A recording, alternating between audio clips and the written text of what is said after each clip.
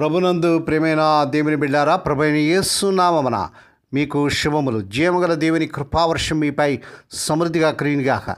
ఈ దినం అనగా ఏప్రిల్ నెల 10వ తారీఖు 2026 శుక్రవారం హోలీ ట్రింటీ చర్చ్ మినిస్ట్రీస్ వారు అందించు అనుదినమన్న. ఈ దిన మన ధ్యానాంశం, నా దేవుడు నా ప్రార్థన ఆలకించును. నా దేవుడు నా ప్రార్థన ఆలకించును. దేవుని వాక్యం చదువుకుందామండి. 66వ కీర్తన 19వ వచనం. నిశ్చయముగా దేవుడు నా మనవి అంగీకరించినాడు, ఆయన నా విజ్ఞాపన ఆలకించినాడు. దేవుడు తన పరిశుద్ధ వాక్యం దీవించునుగాక. దేని బిడ్డారు, మీరంతా ఎలా ఉన్నారు? మీ ఆరోగ్యాలు ఎలా ఉన్నాయి? మీ కుటుంబంలో అందరూ బాగున్నారా?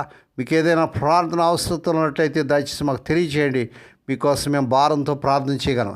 దేని బిడ్డారు, ఈ సమయంలో దేవుని వాక్యం మనం చూసినట్లయితే ఈ యొక్క కీర్తన గ్రంథం 66వ కీర్తన 19వ వచనంలో నిశ్చయముగా దేవుడు నా మనవి అంగీకరించినాడు, ఆయన విజ్ఞాపన ఆలకించినాడు. అంటే దేవుడు తన ప్రార్థన ఖచ్చితంగా విన్నారని, తన మొరను అంగీకరించి జవాబు ఇస్తాడని మరి దావీదు భక్తుడు నమ్మకంతో చెప్తున్నాడు. ఇది దేవుని దయ, ప్రార్థనకు జవాబిచ్చే ఆయన నమ్మకతను సూచిస్తుంది. దేవుని స్తోత్రం. నిశ్చయముగా దేవుడు ఆలకించాడు. దేవుడు మన ప్రార్థన విన్నట్టుగా అనిపించినా ఆయన నిశ్చయంగా మన మొరను వింటాడు. హల్లెలూయా. మనమే అంగీకరించాడు. హృదయంలో పాపం లేనప్పుడు ఆ 18వ వచనం 66వ కీర్తన 18వ వచనం ప్రకారంగా దేవుడు మన ప్రార్థన ఆలకించి దానికి జవాబిస్తాడు. ఏ హృదయంలో అయితే పాపం లక్ష్యం చేస్తారో అలాంటి ప్రార్థనలు ప్రభు ఎన్నటికీ కూడా వినడు. విజ్ఞాపన ఆలకించేవాడు. దేవుడు మనం ప్రేమించి మన ప్రార్థన అంగీకరిస్తాడని, మనల్ని విడిచిపెట్టడని ఈ యొక్క వాగ్దానం ద్వారా మనం నిరూపిస్తుంది. దీనికి సారాంశం ఏంటంటే, దేవునిపై నమ్మకంతో ప్రార్థిస్తే ఆయన ఖచ్చితంగా మన ప్రార్థనకు జవాబిస్తాడు. దేవుని బిడ్డ, ఈ సమయంలో నీవు ఏ సమస్యలు, ఏ కష్టంలో, బాధలు ఉన్నావో నా ప్రభు నా ప్రార్థన ఆలకిస్తాడని గొప్ప ధైర్యంతో, నిశ్చయంతో ఈ వాగ్దానం పట్టుకొని ప్రార్థన చేయండి. దేవుడు తప్పకుండా మీ ప్రార్థనలు విని మీకు జవాబులు దయచేస్తాడు. దేవుడు మన ప్రార్థన ఆలకిస్తున్నాడనే మాట ఎంతో ధైర్యాన్ని, నిశ్చయాన్ని కలిగిస్తుందో కదా. యేసుక్రీస్తు ప్రభువు వారు సిలువను ఎదుర్కొనేటకు యెరూషలేముకు వచ్చిన దారిలో తన చుట్టూ అనేక మంది జనసమూహాలు ఉన్నప్పటికీ ఆయన గుడ్డివాడైన బర్తిమేయ స్వరాన్ని విని ఆగిపోయాడు. ఊరకుండమని అనేక వారిని గద్దించిరు, కానీ వాడు దావీదు కుమారుడు నన్ను కరుణించమని మరీ ఎక్కువగా కేకలేస్తున్నాడు. అప్పుడు యేసు ప్రభువు నిలిచి వాని పిలువుడని చెప్పగాని మార్క్స్ వార్త 10వ అధ్యాయం 48-49 వచ్చేలా చూస్తున్నాం. వారిని భయకెంపుతలు చేసినటువంటి గాలి అలల మధ్య శిష్యులు ప్రభువుని పిలవగా ఆయన విన్నట్లుగా మార్క్స్ వార్త 4వ అధ్యాయం 38-39 వచ్చేలా చూస్తున్నాం. పేతురు భక్తుడు గాలిని చూచి భయపడి నీటి మీద నడవలేక మునిగిపోతున్నాడు. ఆ సమయంలో ప్రభువా అని పేతురు పిలవగా ఆయన విన్నట్లుగా మత్తయి వార్త 14వ అధ్యాయం 30-31 వచ్చినా చూస్తున్నాం. కీర్తనాకారుడు అనగా దావీదు భక్తుడు శ్రమలో ఉన్నట్టుగా ఈ యొక్క 66వ కీర్తన 14వ వచనం చూస్తున్నాం. అతడు దేవుని పిలవగా ఆయన విన్నాడు. అవును దేవుని బిడ్డ, ఈ సమయంలో ఏ కష్టంలో, ఏ వేదనలో, సమస్యలో ఉన్నావో దేవుని ప్రార్థన వింటాడు. మన జీవితాల్లో మనం కూడా గొప్ప వేదన, నిరుత్సాహకర పరిస్థితుల మధ్య ఉన్నప్పుడు ఆ పరిస్థితులు దేవుని వద్దకు తీసుకువెళ్ళాలి. పియోనో వాయిస్తూ ఎప్పుడు మంచి పాటలు పాడే ఒక క్రైస్తవ సహోదరి తీవ్రమైన వేదన గురైంది.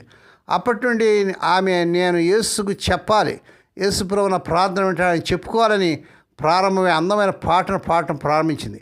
నా శ్రమలన్నిటి యేసు ప్రభువు చెప్పాలని పాడుతుంది. దేవుని స్తోత్రం. దేవుడు తప్పకుండా సమాధానం ఇస్తాడని ఈ 66వ కీర్తన 20వ వచనం చూస్తున్నాం. దేవుడు నా ప్రార్థన త్రోసివేయలేదు, ఆయన సలుతివ్వబడుగా కానీ దావీదు భక్తుడు ప్రభువును స్తుతిస్తున్నాడు. దేవుని బిడ్డ, దేవుడు ఎన్నడూ మన ప్రార్థన త్రోసివేయడు. ఖచ్చితంగా తగిన సమయంలో నీ ప్రార్థన దేవుడు ఆ టైంకి దేవుడు సమాధానం ఇస్తాడు. దేవుడు మన ప్రార్థనకు ఎప్పుడు సమాధానం ఇచ్చినా అవును ఇస్తాడు. అయితే ప్రతిసారి ఆయన ఇచ్చే సమాధానం అవునని కాకపోవచ్చు. కొన్నిసార్లు ఆయన సమాధానం కాదు, మరికొన్నిసార్లు ఆయన సమాధానం ఇప్పుడు కాదు. దేవుడు మన ప్రార్థనకు అవునని సమాధానం ఇస్తేనే, లేదా మనం అడిగిన దాన్ని అనుగ్రహిస్తేనే, లేక మనం చేయమన్నట్లు చేస్తేనే ఆయన మన ప్రార్థనకు సమాధానం ఇచ్చినట్టు భావిస్తాం. దేవుడు తన పిల్లల ప్రార్థన ఎన్నడూ తృణీకరించాడు. దేవుని స్తోత్రం. నా హృదయంలో నేను పాపం లక్ష్యం చేసిన యెడల ప్రభు నా మనం వినకపోనని 66వ కీర్తన 18వ వచనంలో కీర్తనకారుడు చెప్తున్నాడు. ఒకవేళ దేవుని బిడ్డ, నీ హృదయంలో ఏదైనా పాపంలో ఉన్నావేమో, ఏదైనా చెడుతనంలో ఏదైనా ఉన్నావేమో, ఏదైనా అక్రమంలో ఉన్నామేమో, ఈ సమయంలో మోకరించి ప్రతి పాపాన్ని ప్రభు దగ్గర ఒప్పుకొని ప్రభుతో సమాధానపడి నువ్వు ప్రార్థన చేసినట్లయితే తప్పక ప్రభు ప్రార్థన ఉంటాడు. దేవుడు మన ప్రార్థన వినకపోవటకు, సమాధానం ఇవ్వకపోవటకు అది ఒక కారణం కావచ్చు. అదే పాపం. ఇది మనలోని పాప స్వభావం గురించి మాట్లాడట్లేదు, కానీ ఇష్టపూర్వకంగా పాపం చేసి దాని పశ్చాత్తాపంతో ఒప్పుకొని విడిచిపెట్టకపోవడానికి గురించి చెప్తున్నాడు. అసహనంతో కూడిన వైఖరి దేవునికి అంగీకారం కాదు. అటువంటి వైఖరితో చేసిన ప్రార్థనకు జవాబు దొరకదు.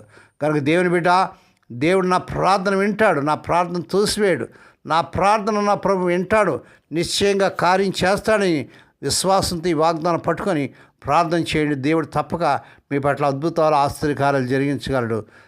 దేవుడి మాటలు దీవించను కాక. ప్రార్థన చేసుకుందామండి. పరిశుద్ధుడు తండ్రి, నీ స్తోత్రాలు ఆయన. మా ప్రార్థన వినే దేవుడుగా ఉన్నట్టుగా చూస్తున్నాం తండ్రి. ఎన్నడూ మా ప్రార్థన తోసివేసే దేవుడు కాదు నాయన. ఈ కాలంలో ఎంతమంది అయితే శ్రమలో, కష్టాల్లో, వేదనలో, నిరుత్సాహ పరిస్థితులు, ఆర్థిక ఇబ్బందులు, అనారోగ్యాల నుండి ప్రార్థన చేస్తున్నారు, ఇప్పుడే నాయన నీ కార్యం జరిగించుకోండి. ఈ వాగ్దానం పట్టుకుని సన్నిధిలో మొరపెడుతున్న ప్రతి బిడ్డ పట్ల కార్యం జరిగించుకున్నాను. అద్భుతాలు చేయండి. కష్టాలు, శ్రమల్లో, వేదనలో, అనారోగ్య పరిస్థితులు, ఆర్థిక ఇబ్బందులు ఉన్నారు, తమ ప్రియుని పోగొట్టుకొని దుఃఖంలో, వేదనలో అటు వారిని ఆదరించండి. శ్రమ నుంచి, కష్టాల నుంచి విడుదల చేయండి. ఈ దినం పుట్టిన దినాలు, వాహ దినాలు, ఆయా శుభదినాలు జరుపుకున్న బిడ్డలు కూడా బహుగా దీవించండి. స్వదేశ విదేశాలు ఉద్యోగాలు తిప్పబడుతున్న ఎవరి బిడ్డలకు యేసు నామములో ఈ నెలలో అద్భుతం జరిగించుకొని ఆయన వారు అర్హరించి మించిన ఉద్యోగులు వచ్చిన గాక. వివాహం కానీ ఎవరి బిడ్డలకు యేసు నామములో వారు కోరుకునే చక్కని సంబంధాలు కుదిరి వారి వివాహం ఘనంగా జరుగును గాక. మా దేశాన్ని, మా దేశ ప్రజలను, ప్రపంచ దేశాన్ని, మా నాయకులను, ప్రపంచ నాయకులను రక్షించుకోండి. ఈ దినమంతట్లోని బిడ్డల చుట్టూ మీరు రక్షణ చేసి ప్రతి విధంగా కీడు నుంచి, దుష్టు నుంచి, ప్రమాదాలు తప్పించి క్షేమకరమైన ప్రాణాలు దయచేయమని సమస్త మహిమాఘనత మీకు హెచ్చరించుకుంటూ స్తుతిస్తూ కొనియాడుతూ యేసయ్య పరిశుద్ధ నామన స్తుతించి గణపరిచి వేడుకొని ప్రార్థిస్తున్నాం తండ్రి. ఆమేన్. మన ప్రభువైన యేసుక్రీస్తు వారి కృప, తండ్రి అయిన దేవుని ప్రేమ, పరిశుద్ధాత్మదేవుని కన్నుల సహవాసము సదాకాలం మీకు తోడేండి నడిపించి బలపరచును గాక. ఆమేన్.